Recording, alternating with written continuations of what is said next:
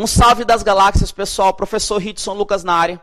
Vamos falar agora sobre um dos temas mais importantes para provas de direito processual civil, que é a petição inicial. O assunto está previsto no CPC entre os artigos 319 a 331. Primeiro, eu preciso te lembrar sobre o direito de ação. Quando nós temos um direito violado, você não pode fazer justiça com as próprias mãos, nem você, nem eu. O correto é buscar o Poder Judiciário para que esse Poder Judiciário nos conceda a tutela jurisdicional. Então você vai até o juiz e vai falar: juiz, por favor, violaram o meu direito, violaram minha honra, violaram a minha imagem, seu juiz, violaram o meu patrimônio. Você não vai fazer justiça com as próprias mãos. Você vai até o Poder Judiciário buscar essa tutela jurisdicional. Mas para você ir até o Poder Judiciário, exercer o direito de ação, esse teu direito de ação tem que estar materializado num documento. E qual é o nome desse documento? Petição inicial. Então, a petição inicial é o documento formal que nele tu vai exercer o direito de ação, provocando o juiz para que ele te proteja. Tranquilo até aí? Agora olha só. Você entra com a petição inicial, dando início ao processo. Você protocolou a petição inicial, o processo inicia e ele vai seguir. Porque o teu objetivo é que o juiz profira uma sentença. Então, entre a data que você entra com a petição inicial e a data que o juiz vai proferir a sentença, vão tramitar muitos atos, vai acontecer muita coisa. E entre a petição inicial e a sentença, eu posso ter alguns caminhos a se percorrer. Eu posso ter um caminho mais curto, eu posso ter um caminho mais longo, e assim vai. Quando eu estou falando nesses caminhos que o teu processo vai tomar entre a petição inicial e a sentença, eu estou te falando dos procedimentos. Eu estou te falando que o processo, ele pode seguir alguns procedimentos. Só que o CPC atual, ele botou uma pá de cal no procedimento sumário. Procedimento sumário não existe mais. Segundo o CPC, hoje o procedimento é único. O procedimento é o quê? Comum. Então, para o CPC, entre a petição inicial e a sentença, eu tenho um procedimento só, que é o procedimento o quê? Comum. Aquele procedimento sumário não existe mais. E para o CPC, o procedimento comum deve ser observado em todas as causas, salvo previsões expressas no próprio CPC ou lei. Então, como regra, o procedimento é o mesmo, o procedimento é comum. Não existe mais procedimento sumário. Ridson, me diz uma situação que tem procedimento especial na própria lei. A lei, ela diz pra gente que eu tenho os procedimentos especiais. O CPC diz pra gente que nós temos o procedimento de execução, que tem a fase de execução. Então, como regra, o procedimento é comum. Procedimento sumário existe ainda? Não. Se te perguntarem na prova, ele foi excluído do CPC. Não existe. O procedimento é comum. Mas eu posso ter outros procedimentos? Pode sim. Você pode ter outros procedimentos previstos em lei ou no próprio CPC. Interessante que esses outros procedimentos previstos em lei ou no CPC, como é o caso dos procedimentos especiais e do procedimento de execução, esses daqui, eles vão observar subsidiariamente as regras do procedimento comum. Como assim, Ridson? O procedimento comum, ele traz regras. Ele traz normas gerais. Então, regra, usa o procedimento comum.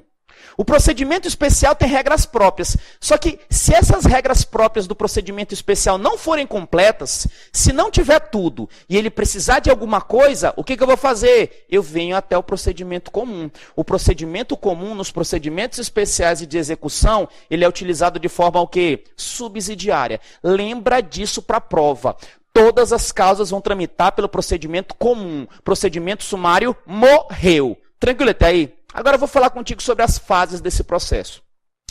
O processo, segundo a doutrina, ele vai passar por diversas fases. E a doutrina, para a prova que vocês vão fazer, ela classifica as fases em fase postulatória, fase saneadora, instrutória, decisória, liquidação, cumprimento de sentença e execução. Não tem a petição inicial, que tu vai até o Poder Judiciário pedir a tutela jurisdicional? Pois é. A petição inicial inaugura o processo e ela faz parte da fase postulatória. Após você entrar com a petição inicial, pode ser marcada uma audiência de conciliação ou mediação, porque nem sempre ela vai ocorrer, que nós vamos conversar isso mais à frente. Então, tu entra com a petição inicial, em seguida tem uma audiência de conciliação ou mediação. Se tiver acordo nessa audiência, morreu o processo, acabou. Agora, se não tiver acordo, ou então for um caso em que ela não possa ocorrer, o réu tem o direito de se defender. Essas três fases aqui, ó, esses três atos aqui, eles fazem parte da fase postulatória. Após autor falar, após audiência de conciliação ou mediação frustrada ou não realizada, e após o réu falar, vai chegar a fase saneadora, em que o juiz vai verificar se tem alguma coisa para consertar, se tem algum vício, e vai determinar as providências preliminares. Além disso, após ele passar pela fase saneadora, vem a fase instrutória, porque é aqui que eu vou analisar as provas. Aqui que o juiz vai fazer a audiência e assim sucessivamente. Após analisar as provas, o juiz vai proferir a decisão. E na decisão pode sair uma condenação. E saindo uma condenação, para eu obrigar alguém a pagar, eu tenho que saber o valor certo, com juros, multa e etc. Então, após a decisão, eu vou ter que o quê? Definir o valor, eu vou ter que liquidar. Aí eu liquidei, defini o valor, vou lá com um cara que foi condenado e falar, filho, paga. E ele, não vou pagar. Então, essa decisão que está liquidada, ela tem que ser cumprida. E se ela não for cumprida, eu vou fazer você cumprir a força. Eu vou o quê? Executar. Então, nós vamos começar a trabalhar essas fases e, de início, vou trabalhar contigo a petição inicial. Lembrando, a petição inicial, ela faz parte da fase postulatória. Tranquilo até aí? De agora que eu sei essas fases, vem cá comigo que eu vou falar contigo sobre a petição inicial. Esses esquemas que eu estou colocando no quadro, passa limpo, tá? Refaz até você gravar isso daqui tudinho. Primeiro, quando eu estou falando no juiz ou tribunal, quando eu falo na jurisdição, eles têm a característica que, na verdade, é até um princípio, que é o princípio da inércia. Cuidado que em provas, eles além de falar inércia, eles falam dispositivo. É a mesma coisa. O que significa? Significa que o juiz não vai lá na tua casa perguntar se você está bem. E aí, como é que tá? Beleza? Está precisando de comida? Tua esposa ainda está te batendo? Não. O juiz não vai fazer isso. Porque a jurisdição ela tem a característica da inércia. A jurisdição, ela não age de ofício como regra. Existem exceções, existem. Mas como regra, a jurisdição não age de ofício. Ela é inerte, ela precisa ser provocada. E como é que eu provoco a ação do Poder Judiciário? Como é que eu provoco para que o juiz tome atitudes? Eu provoco exercendo o direito de ação. E esse direito de ação é materializado num documento chamado o quê? Petição inicial. Cuidado.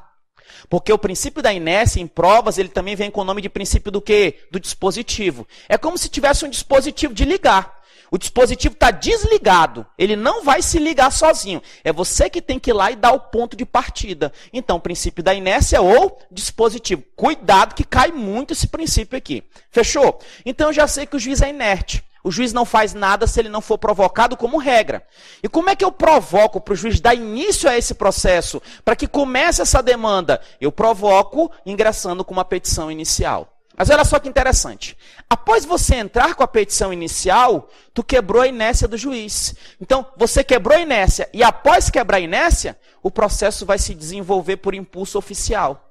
Não precisa você pedir para o juiz marcar audiência, não precisa para você pedir para o juiz mandar intimar as partes, não precisa. A única coisa que você precisa é dar o ponto de partida, é ligar o dispositivo.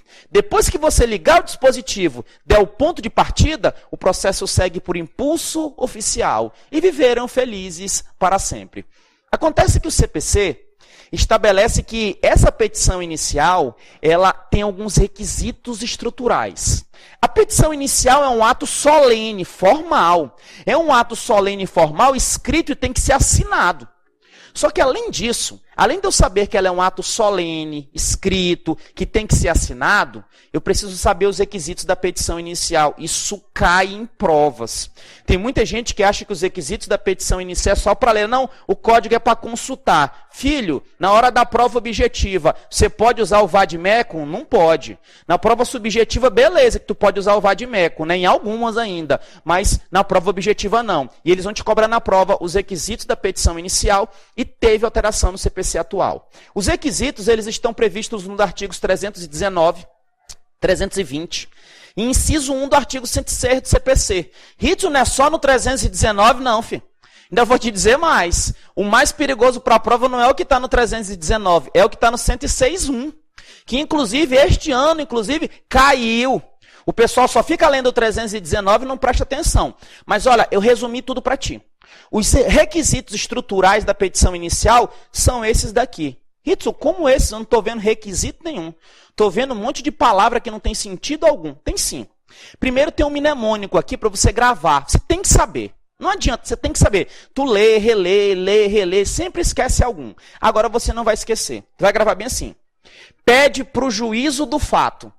Ritz, o que eu vou pedir para o juízo do fato? Pede para o juízo do fato o pau de vaca. Ritz, que porcaria é essa? É um macete. Vem dizer que isso é difícil gravar.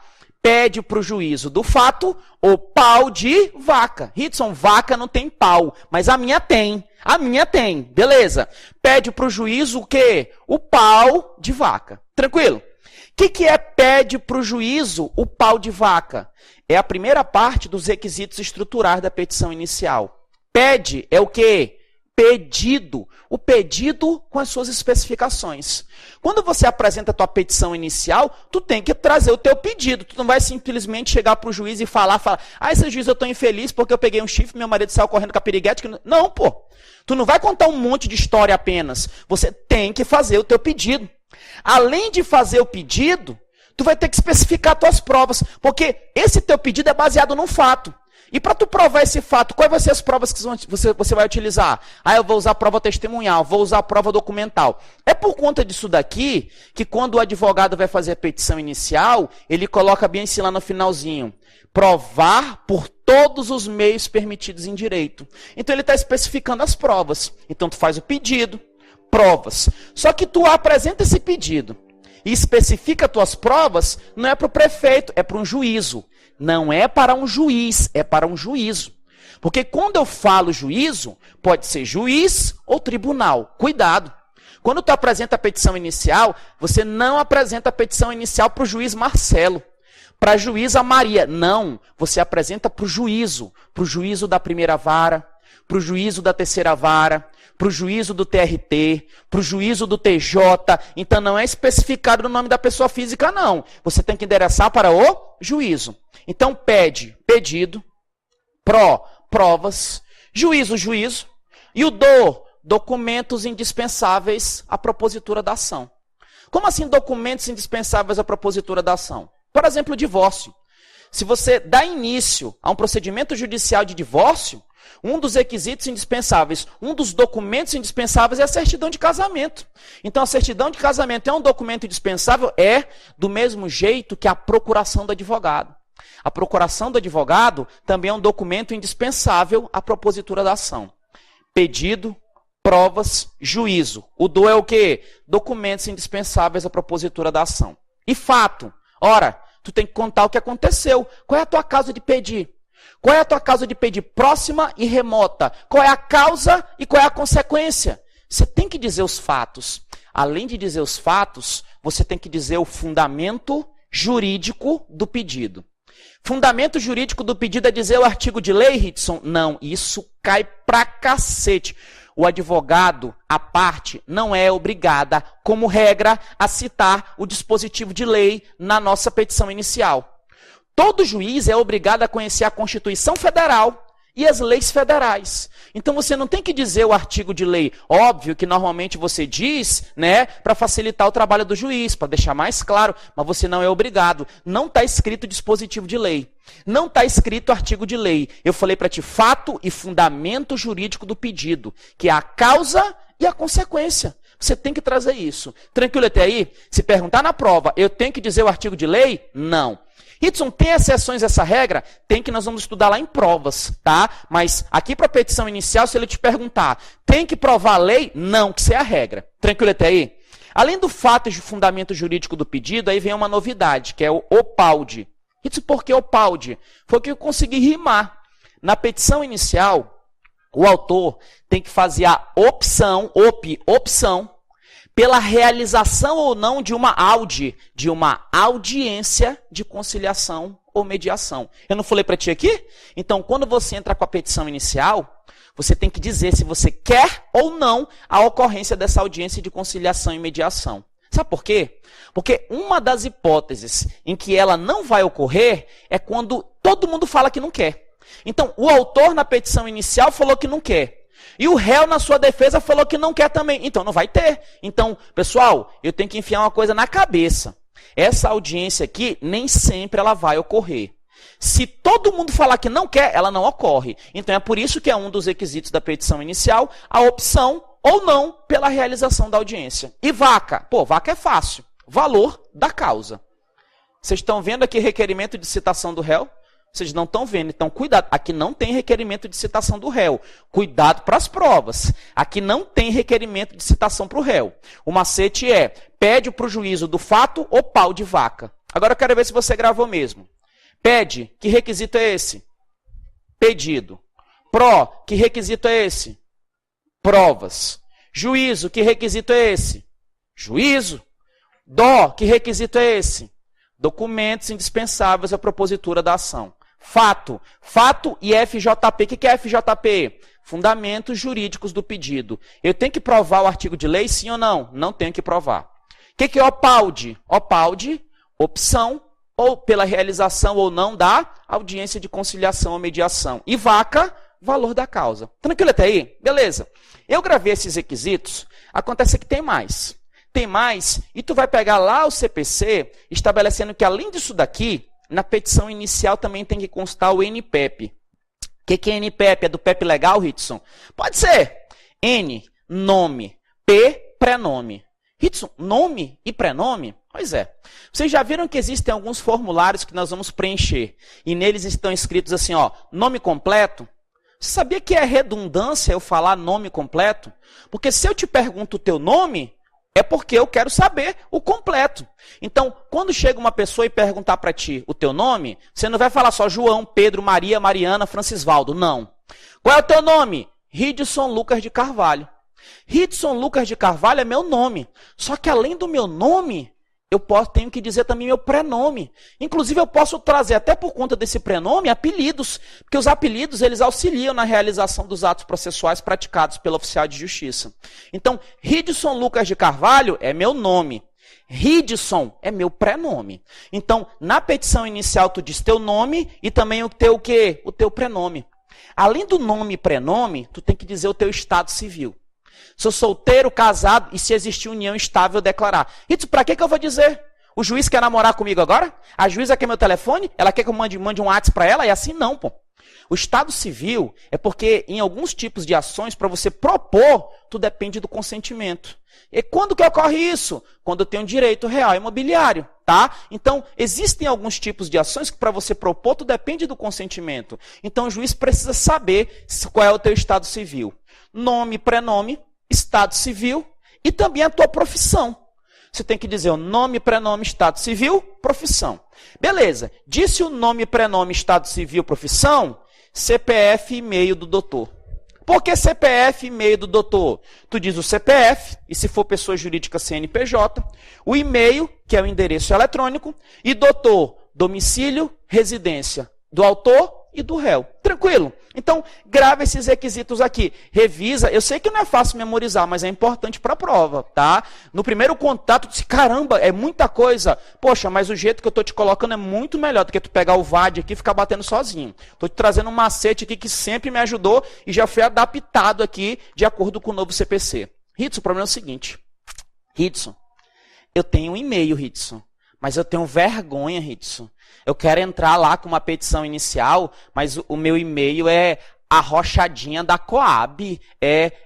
Ei, teu e-mail é arrochadinha da Coab. Meu Deus do céu, tem cada e-mail estrambólico que eu já vi. Cara, depois vocês me mandem alguns e-mails estrambólicos que vocês conhecem, eu conheço cada um, que eu tenho até vergonha de falar aqui, velho.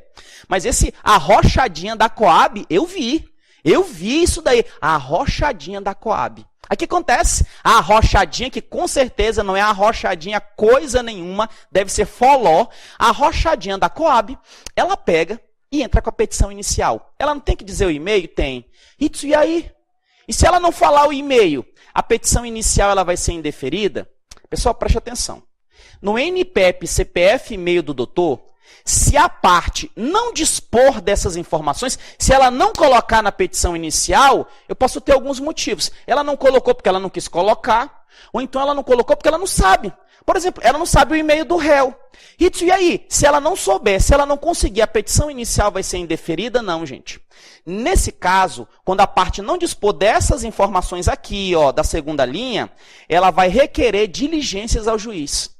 Seu juiz, olha, eu não sei o CPF. Seu juiz, eu não sei o nome. Ritson, como eu não saber o nome? Sim.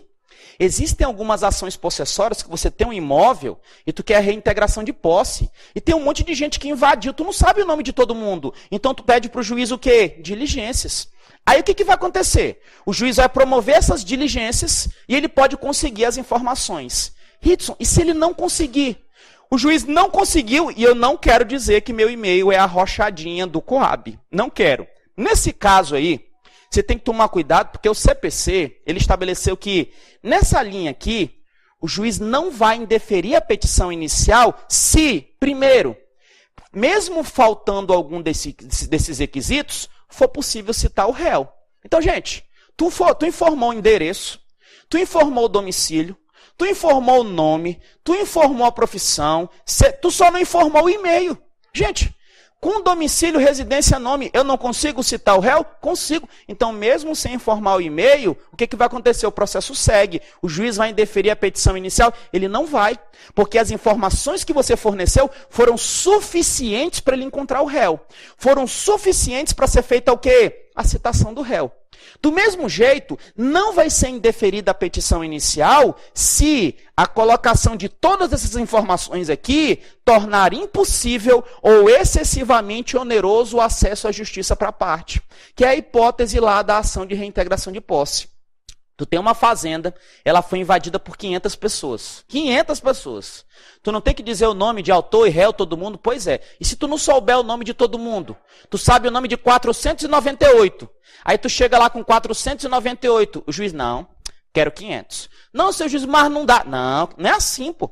Então, se eu te cobrar os 500 nomes, eu estou tornando para você excessivamente oneroso, difícil o acesso à justiça.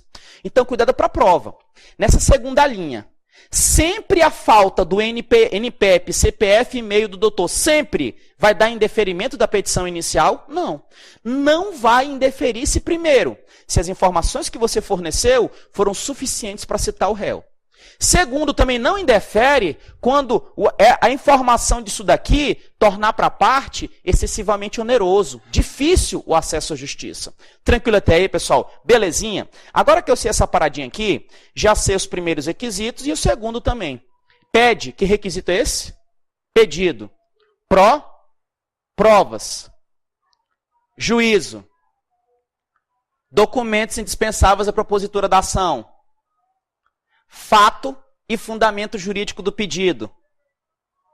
Opção pela realização ou não da audiência de conciliação ou mediação. Valor da causa. NPEP. O N é o quê? Nome. O P, prenome. O E, estado civil. E o P, profissão. CPF, e-mail, o endereço eletrônico. O que é, doutor? Domicílio ou residência. Treina em casa que umas 2, 3 leituras tu já grava isso aqui tudinho. Ritson, mas tu falou que tem um artigo 106.1. Pois é. Por fim, só OAB. Ritson, vocês já assistiram Sessão da Tarde na Globo. Já viu que no finalzinho do filme aparece The End, né? Ritson, que lindo, eu tenho tanta saudade de assistir Esqueceram de Mim. Não, eu não tenho não.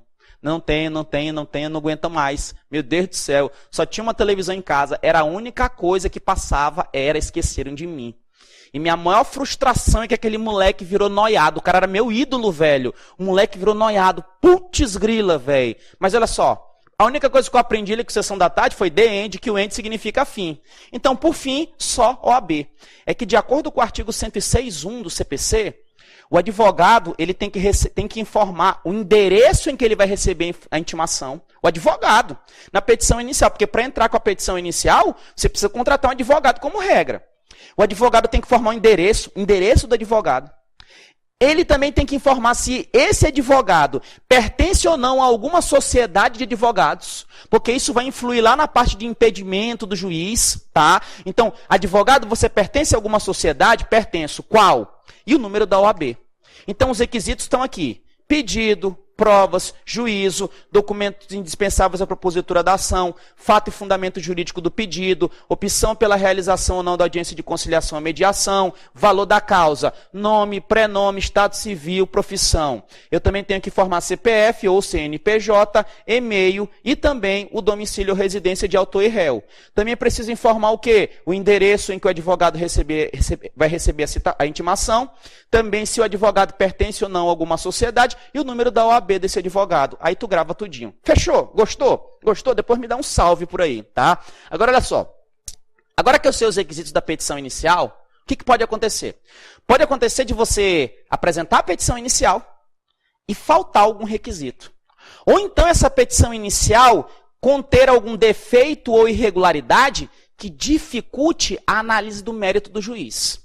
Então, se a tua petição inicial faltar algum requisito, ou então ela conter algum defeito ou irregularidade que dificulte a análise do mérito pelo juiz, o juiz vai indeferir, Ritson? Não. Porque tem um princípio previsto lá nos primeiros artigos lá do CPC, artigo 9, artigo 10, que é o princípio da não surpresa. O princípio da decisão surpresa, que alguns tribunais já estão começando a chamar de doutrinadores, mas tudo vai dar nessa parada da surpresa. Não surpresa ou decisão surpresa. Significa dizer que o juiz não pode proferir uma decisão sem antes intimar as partes, sem antes oportunizar um prazo para que as partes façam algo, digam algo. Isso é importante, isso é por conta da segurança jurídica. Então o que vai acontecer? Se a tua petição inicial, nela falta algum requisito, ou ela tem um defeito ou irregularidade, o juiz não pode chegar logo extinguir, não. Primeiro o juiz tem que te intimar, ele tem que te oportunizar um prazo por conta do princípio da não surpresa. Então, faltando requisito, tendo defeito ou irregularidade sanável, porque se for um defeito insanável, filho, pô, aí já é complicado, né? Então, faltando requisito, ou tendo um defeito ou irregularidade sanável, o juiz vai determinar, ele determina, eu não falei pode, ele deve. O juiz determina ao autor que ele a emende ou complete. Só que antigamente tinha juiz que mandava o autor emendar ou completar, tipo assim, autor, emende ou complete a petição inicial, ponto. E o autor, eu vou emendar o quê?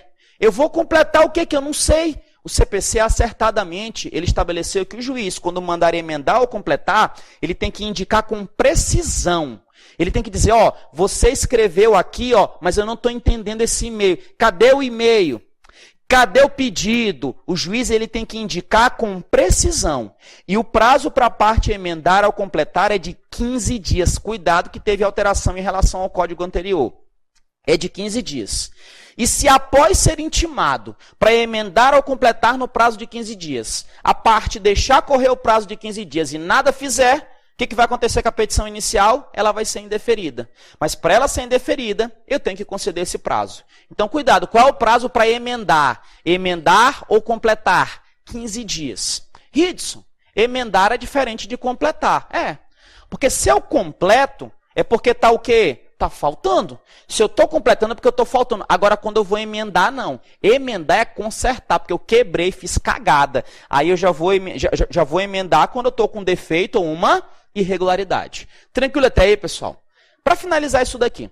Vocês lembram que eu falei que o artigo 106, inciso 1, ele traz esses 3 requisitos aqui? Endereço do advogado, se pertence ou não à sociedade e número da OAB? O inciso 1 do artigo 6º, ele traz, do artigo 106, traz isso daqui. Eu preciso que vocês tomem muito cuidado. Se o advogado não informar o endereço em que ele vai receber a intimação, se ele pertence ou não à sociedade, a violação disso daqui não gera o indeferimento da petição inicial de imediato. Por quê? Princípio da não surpresa. O juiz ele vai intimar, o advogado ele vai intimar a parte para que seja corrigido isso. E qual é o prazo que vai ter para corrigir essa falha? É de 5 dias. Cuidado para a prova. Se ele te pergunta na prova, qual é o prazo para emendar ou completar? 15 dias. Só que se ele te perguntar endereço, sociedade ou OAB, é que o prazo não é 15, o prazo é o quê? 5 dias, está lá no artigo 106 do CPC. Muito cuidado com esse detalhe. Fechou até aí, pessoal? Primeira coisa que eu conversei com vocês, sobre o procedimento. Procedimento sumário ainda existe? Sim ou não? Não existe. Porque hoje, em todas as causas como regra, eu uso o quê? O procedimento comum. Só que eu tenho procedimentos especiais, e tem um procedimento de execução que eles têm procedimentos próprios, por previsão no próprio CPC. A pergunta é, os procedimentos especiais e o procedimento de execução, eles nunca podem utilizar a regra do procedimento comum, certo ou errado? Errado. Eles podem sim, mas eles usam de forma subsidiária. Eles só usam quando tiver omissão neles. Eu vou lá, pego, tipo no supermercado. Faltou em casa, eu vou lá e busco. Só que quando eu estou falando aqui nesse bloco, eu iniciei contigo te explicando sobre a petição inicial. Falei para você que a petição inicial, ela é o quê? É a materialização do teu direito de ação. Porque tu vai até o juiz provocar o juiz. Porque o juiz ele não vai entrar com processo de ofício. Porque a jurisdição tem uma característica que é a característica da inércia, princípio da inércia. Só que em provas eu disse que nem sempre vem inércia. Às vezes vem um outro nome desse princípio. Qual é o nome? Dispositivo. Inércia ou dispositivo. Eu falei contigo que a petição inicial, essa nossa queridíssima petição inicial, ela é solene, ela é formal e ela tem que vir datada e assinada. E ela tem alguns requisitos estruturais. Os requisitos estruturais é só tu lembrar. Pede pro juízo do fato o pau de vaca. Não olha para o quadro, não. Agora, ó, pede pro juízo do juízo do fato o pau de vaca. Beleza? Agora, eu não quero que tu olhe para o quadro. Não quero. Hitson, eu vou olhar para o quadro. Olha que eu quero ver. Olha que eu quero ver você olhar agora. Aí olhar, vai ficar querendo olhar. Porque eu não vou deixar você colar. Você não vai roubar dessa vez. Não vale roubar. Não vai roubar. E agora, cola que eu quero ver. Cola que eu quero ver, papai. Pede para o juízo do fato. Pede o quê? O pau de vaca. Pede. Que requisito é esse? Pedido. Provas. Juízo. Juízo. Documentos indispensáveis à propositura da ação. Fato. Fato e fundamento jurídico do pedido. Quais são os dois últimos requisitos dessa linha? Opção pela realização ou não da audiência de conciliação ou mediação e o valor da causa. Aí vem eu aqui. Lá daquele desenho do PEP legal, né? NPEP. O que é NPEP? Nome, prenome, estado civil e profissão. Agora, olha só. O NPEP, está faltando 3 coisas que nós temos que informar também. Está faltando o quê? Está faltando o CPF e e-mail do doutor. CPF ou CNPJ, o endereço eletrônico e o domicílio ou residência. Pergunto, a arrochadinha do Coab, se ela não informar o e-mail, sempre a petição inicial vai ser indeferida, certo ou errado? Errado, porque se as informações contidas ali forem suficientes para o juiz ordenar a citação do réu, eu não vou indeferir. E também eu não vou indeferir se o preenchimento de todas essas informações tornar excessivamente oneroso, difícil o acesso à justiça. Tranquilo? Só que está faltando o último. Por fim, tem 3 requisitos. O que estava escrito aqui? END, só, OAB. O que é END? Endereço do advogado, só, sociedade. E OAB, número do OAB. Lembrando o seguinte, qual é o prazo que a parte tem para emendar ou completar? 15 dias. Pergunto para ti, e se for o END só OAB, é 15 dias? Não. Aí vai ser o quê? 5 dias. Sangue no olho até a posse, para cima caveira. Fui!